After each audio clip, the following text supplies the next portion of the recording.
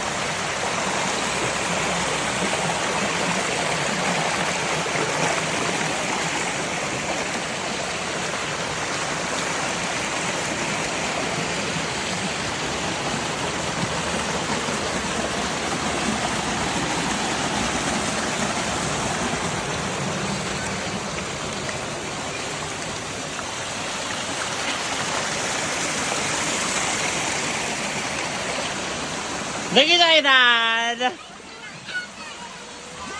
Say hello! Hi! Yes, anak ko! Hi! Maria, say hi! Yes, baby! Help me, help me! Hello! Maria, go!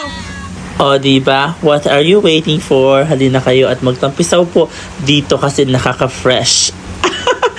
Charots lang, but napakalamig po ng tubig. Say hi! Nagkagdi ko sa...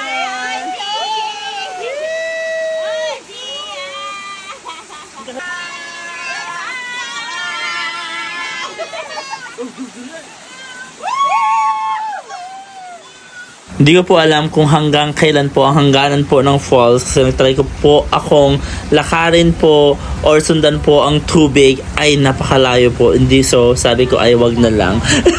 Better luck next time kasi napakalayo po niya. Sabi ko baka mawala pa ako pero ayan talaga guys, napakalinis. So kung pupunta po kayo doon, make sure po magdala po kayo ng mga trash bags and make sure na wag po kayong magkakalat o mag-iwan po ng inyong mga kalat. So anyways, enjoy kayo pag pupunta kayo doon. Just make sure to bring your food kasi medyo malayo po yung inyong bibilhan. But anyway, thank you guys for watching. Please make sure you share and comment down below. Bye-bye!